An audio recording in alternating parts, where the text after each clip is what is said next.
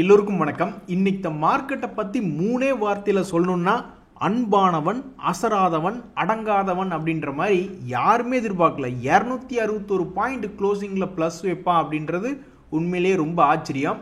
இன்னைக்கு தேதியிலும் கூட 10-20 வருஷம் கழிச்சு நான் ஷேர் மார்க்கெட்டை பார்க்குறேன்.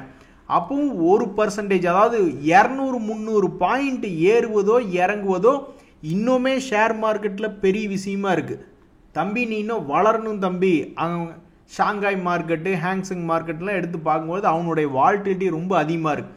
நம்மளால இன்னைக்கு தேதியிலையும் 200 பாயிண்ட் 300 பாயிண்ட் ஏறுவதும் இறங்குவதும் ரொம்ப பெருசாக பாதிக்கப்படுகிறது. இந்த சமயத்தில் தான் பல ட்ரேடர்கள் என்ன யோசிக்கிறாங்கன்னா, எப்பா சாமி கொடுத்த வரைக்கும் போதும் அப்படின்ற மாதிரி சில ட்ரேடர்கள் யோசிக்கிறாங்க. ஏன், என்ன காரணம்? பல பேர் ரொம்ப காலமாக வெயிட் பண்ணிட்டு இருக்காங்க. இந்த நிஃப்டி மட்டும் பழையபடி ஹை வந்துட்டோம், ஆளை விட்றா சாமி போயிடலாம் அப்படின்னு பல பேர் வெயிட் பண்ணிக்கிட்டு இருக்காங்க. ஆனால் அதுக்கு பிடி கொடுக்காமல் கழுவுற மீனில் நழுவுற மீனாக ஒவ்வொரு முறையும் சமீபத்தில் வரும்பொழுது துப்புக்கட்டின்னு 500-1000 பாயிண்ட் இறங்கிடுறான்.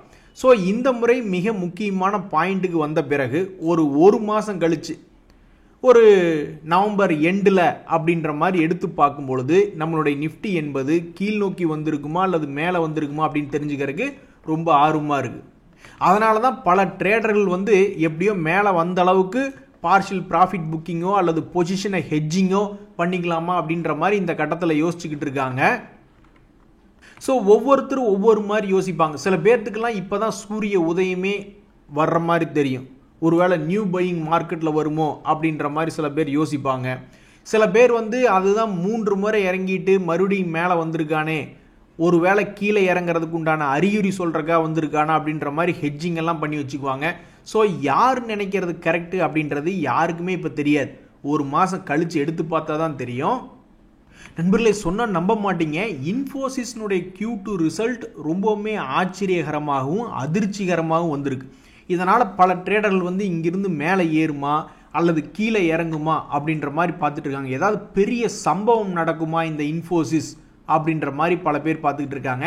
இந்த 2025 பொறுத்த வரைக்கும் இந்த இன்ஃபோசிஸ் என்ன பண்ணியிருந்தது அப்படின்னு பார்த்தீங்கன்னா, ஒரு 1200 ரூபா ரேஞ்சிலிருந்து மேல் நோக்கி 1600 வரைக்கும் வந்தான். பெரிய விஷயம்.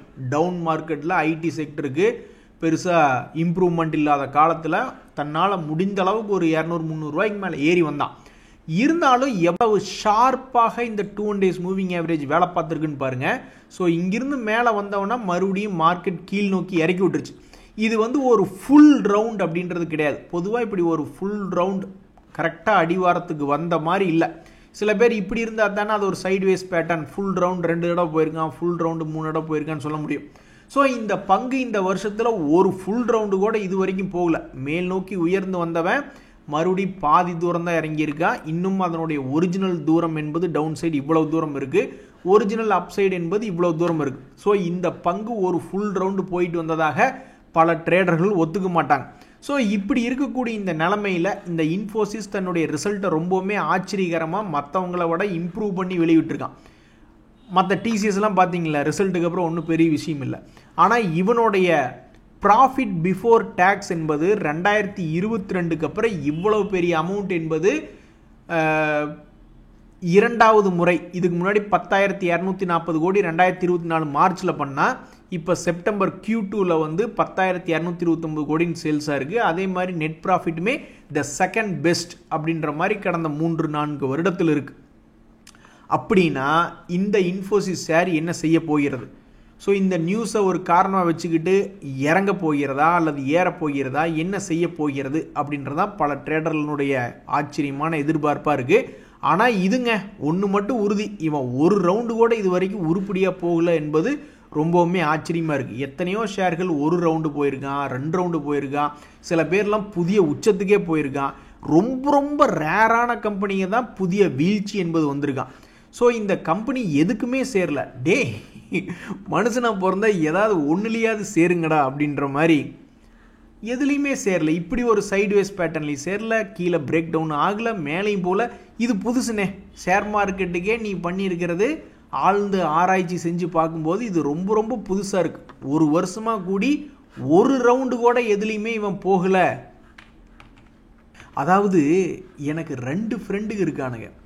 ஒருத்தன் லூஸு, இன்னொருத்தன் அவனும் லூஸு அப்படின்ற மாதிரி உலகத்தில் வந்து 2 விதமான பிரச்சனைகள் போய்கிட்டு இருக்கு. ஒன்று, ட்ரம்ப் அவர்கள் வந்து இப்போ சைனா மேலே குறியாக இருக்கார். ஏன் நம்மளை விட்டுட்டாப்புலின்னு தெரில, அது நல்லதுக்கா கெட்டதுக்கான்னு தெரில. சைனா மேலே வந்து நான் 500% டேரிஃப் போடுவேன், அதுக்கு வந்து எனக்கு கிட்டத்தட்ட 85 US செனட்டர்ஸ் வந்து அப்ரூவல் கொடுத்துட்டாங்க அப்படின்ற ஒரு தகவலை வெளியிட்டுக்கிட்டு இருக்காங்க அவங்களுடைய டீமில், யூஎஸ்னுடைய டீமில். சைனாவுடைய வலைதளங்களில் சோஷியல் மீடியாக்களில் போய் பார்த்துக்கிட்டு இருக்கீங்கள, சைனா விட்டு கொடுக்காது, இவன் 500% டேரிஃப் போட்டால் நான் 1000% டேரிஃப் போடுவேன் அப்படின்னு சைனாவில் பதிலடி கொடுக்கறதுக்கு இப்போவே தயாராக இருக்காங்க. அவன் செய்யக்கூடிய ஆள் தான் சைனா. ஏற்கனவே ஒரு முறை இப்படி தான் 2 பேரும் மாற்றி டேரிஃப் போட்டுருந்தாங்க. அப்புறம் சைனா ஓப்பனாக சொல்லிடுச்சு, இனிமேல் இந்த மாதிரி கிறுக்குத்தனமாக நான் அவங்க போடுற டிராஃபிக் மேலே டேரிஃப் போட மாட்டேன் அப்படின்ற மாதிரி சொல்லியிருந்தது. அதுக்கப்புறம் ட்ரம்ப் அவர்கள் நிறுத்திட்டார். ஆனால் இந்த முறை அவன் 500% டேரிஃப் போட்டால் அவனுடைய பொருட்களை எங்கள் நாட்டில் இறக்குமதி பண்ணுறதுக்கு 1000% போடுவேன் அப்படி. ஸோ 2 நண்பர்களுமே இப்படி பண்ணிக்கிட்டிங்கன்னா என்னையா பண்ணுறதுன்ற மாதிரி இருக்குது. ஸோ இப்போதைக்கு நம்ம இந்தியா அமெரிக்காவினுடைய கண்களில் படல, போட்ட 25% நிற்கிது. அடுத்தது ரஷ்யன் ஆயில் வாங்குறதுக்காக சைனா பக்கம். இப்போ ட்ரம்ப்புக்கு வந்து ரொம்பவுமே ப்ரெஷராக இருக்குங்க. எங்கே போனாலும் கேட்குறானு, என்னமோ 8 வாரம் நிறுத்திட்டேன்றியே, இந்த ரஷ்யா உக்ரைன் வார் உன்னால் நிறுத்த முடிஞ்சுதா அப்படின்னு கேட்டுக்கிட்டு இருக்கானு. அவனுக்கு கேட்குறவனுங்கெல்லாம் நம்மளுக்கு இந்தியாவுக்கு எதிரி மாதிரி தான். ஏன்னா அவனை தூண்டி விட்டுக்கிட்டே இருந்து இந்த சைனாவும் இந்தியாவும் தான் ரஷ்யாவுக்கு சப்போர்ட் பண்ணுதுன்னு ஏதாவது ஒரு தொந்தரவு எடுக்கிறதுக்கு வாய்ப்பு இருக்குது. ஸோ இது பொறுத்து இருந்து தான் பார்க்கணும். இது ஒரு மிகப்பெரிய தகவல். நம்மளுடைய ஷேர் மார்க்கெட் கரெக்டாக உச்சாணி கும்பல வந்திருக்கும் பொழுது இப்படி வரக்கூடிய தகவல் அது புது உச்சத்துக்கு எடுத்துகிட்டு போகிறக்கா இல்லை பழையபடி 1000 பாயிண்ட்டை இறக்கி விடுறதுக்கா அப்படின்றத பொறுத்து இருந்து தான் பார்க்கணும். இந்த சமயத்தில் பல ட்ரேடர்கள் என்ன யோசிக்கிறாங்கன்னா, அங்கே யாருக்குமே பெருசாக ஃபஸ்ட் அட்டம்ப்டில் லாபம் வர்றதில்ல. நிறைய பேர் வந்து ஏவரேஜ் பண்ணுறதுக்காக கீழ் ரேட்டில் சமீபத்தில் எடுத்து வச்சுருந்தாங்க. அதெல்லாம் மேலே வரையில் கடைசியில் ஏவரேஜுக்கு எடுத்து வச்சதையாவது தள்ளி விடலாமா அப்படின்ற மாதிரிலாம் கூட சில ட்ரேடர்கள் பார்த்துட்டு இருக்காங்க. எது எப்படியோ மிக முக்கியமான கட்டத்துக்கு நம்மளுடைய ஷேர் மார்க்கெட் வந்திருக்கு. நண்பர்களே, ஏற்கனவே இந்த ஜொமேட்டோ அப்படின்ற ஷேரில் முதலீட்டாளர்களாக இருக்கிறவங்க கவலை இல்லாமல் இருந்துட்டு வந்துட்டு இருப்பாங்க. ஏன் அப்படின்னு பார்த்தீங்கன்னா, இந்த எட்டர்னல் என்று அழைக்கப்படுகின்ற ஜொமேட்டோ என்று அழைக்கப்படுகின்ற எட்டர்னல் அப்படின்ற பங்கு 200 ரூபாயிலிருந்து ஆல்ரெடி உச்சாணி கும்பல தான் இருக்கான்.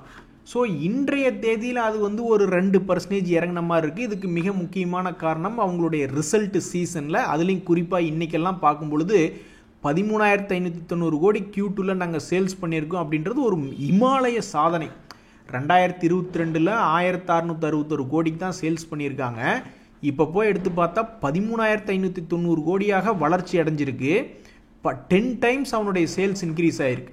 அதே மாதிரி ப்ராஃபிட்டை வந்து நம்ம கணக்கு போட முடியாது, ஏன்னா முதல்ல லாஸ் மேக்கிங்காக இருந்திருக்கு. மேபி 2 கோடியிலிருந்து கணக்கு எடுத்தாலும் அதுவும் ஒரு நல்ல அசுர வளர்ச்சி தான். 65 கோடி லாபம் என்பது.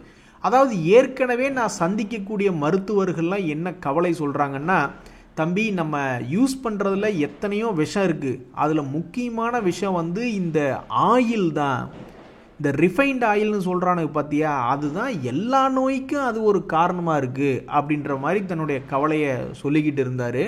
ஸோ இதனால் எல்லா நோயுமே சீக்கிரமாக வருது, உடம்புக்குள்ளே எல்லா நோயும் எல்லாத்துக்கும் இருக்குது, அது தூண்டி விடப்படாமல் அது பாட்டுக்கு சப்ரஸ்டாக இருக்குது. ஆனால் இந்த ரிஃபைன்ட் ஆயிலில் தான் மெயின் காரணம் மற்ற எல்லா நோய்களையும் தூண்டி விடுறதுக்கு அப்படின்னு சொல்லிக்கிட்டு இருந்தார். கடைசியில் இங்கே பார்த்தோம்னா இந்த சொமேட்டோவில் வந்து 10 மடங்கு சேல்ஸ் இன்க்ரீஸ் ஆகி 13,590 கோடிக்கு ஒரு குவார்ட்டருக்கு சேல்ஸ் பண்ணுறான்னா, அப்போ நம்ம நாட்டில் இருக்கக்கூடிய மிகவும் உயர்தட்டு மக்கள் எல்லாம் ஐடியில் வேலை பார்க்குறவங்க தான் இந்த மாதிரி ஆர்டர் போட்டு சாப்பிட முடியும். ஸோ நம்மளாம் என்ன கண்டிஷனுக்கு ஆகும்னே தெரில. டேய் 40 தாண்டுவியாடா நீ அப்படின்ற மாதிரி போய்கிட்டு இருக்கு. ஸோ உண்மையிலேயே லக்ஸூரியஸ் லைஃப், ரொம்பவுமே சொகுசான வாழ்க்கை என்பது கடையில் ஆர்டர் பண்ணி திங்கிறது இல்லை நண்பர்களே. ஹோம் ஃபுட் வீட்டிலே செஞ்சு போஷாக்காக சாப்பிட்றது தான் அதுதான் உண்மையிலேயே லக்ஸூரியஸ் லைஃப். ஒரு மெய்டு கூட போட்டு சாப்பாடு செஞ்சுட்டு போங்க, மாதம் ஒரு 10,000 ரூபா கொடுத்து ஒரு மெய்டு கூட நல்ல போஷாக்கான சாப்பாடை சாப்பிட்டு போங்க.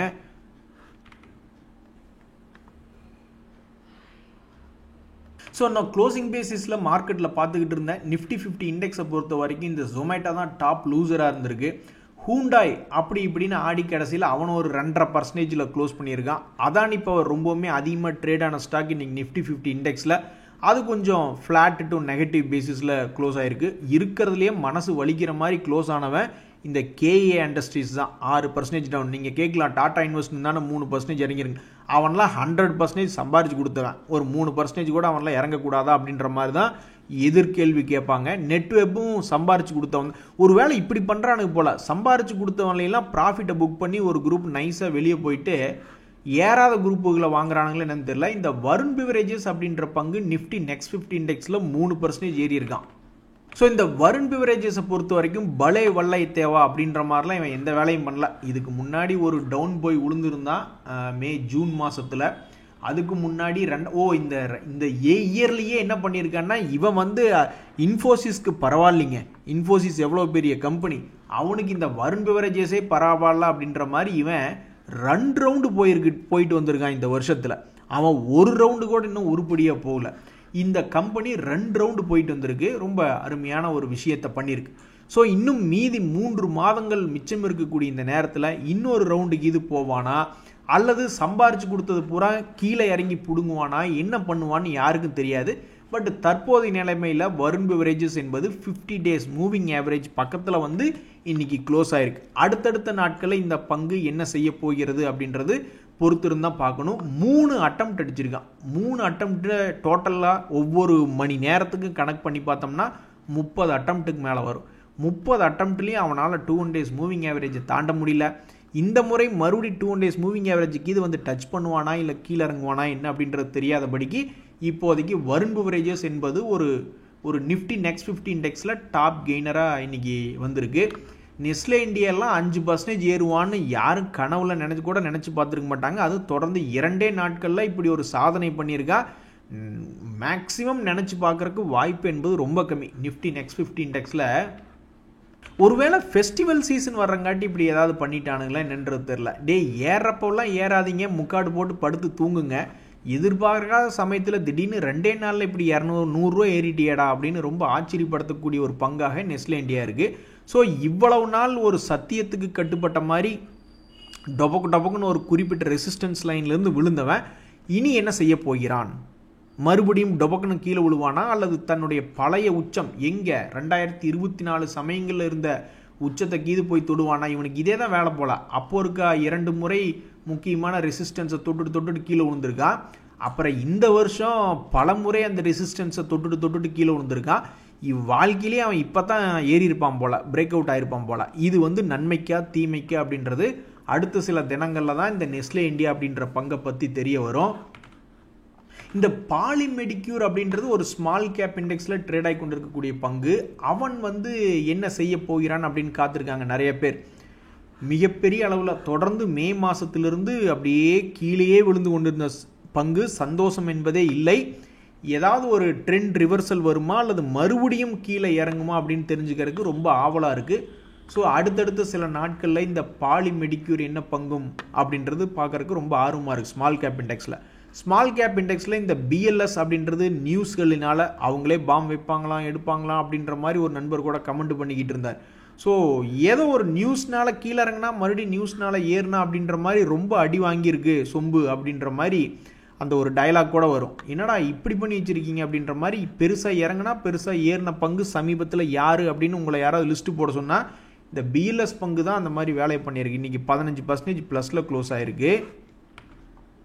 தம்பி நான் கரெக்டாக தானே பேசிக்கிட்டு இருக்கேன், கரெக்டாக தானடா நான் பேசுகிறேன் அப்படின்ற மாதிரி ஒரு பஞ்சாயத்தில் பேசுகிற மாதிரி இந்த ஏத்தர் எனர்ஜி அப்படின்ற பங்கை நான் போட்டு பார்க்குறேன். என்னாலேயே நம்ப முடியல. இது நம்ம இந்தியாவுக்கு உண்டான ஸ்டாக் தானா? என்னையா ஏத்தர் எனர்ஜி இருக்கிறதுலே உச்சத்தில் இருக்க?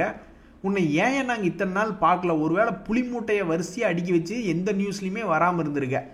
இன்றைக்கி வந்து நீ 6% ஏறி ஸ்மால் கேப் இண்டெக்ஸில் இருக்கிறதுனால உன்னை நாங்கள் எடுத்து பார்க்குறோம்.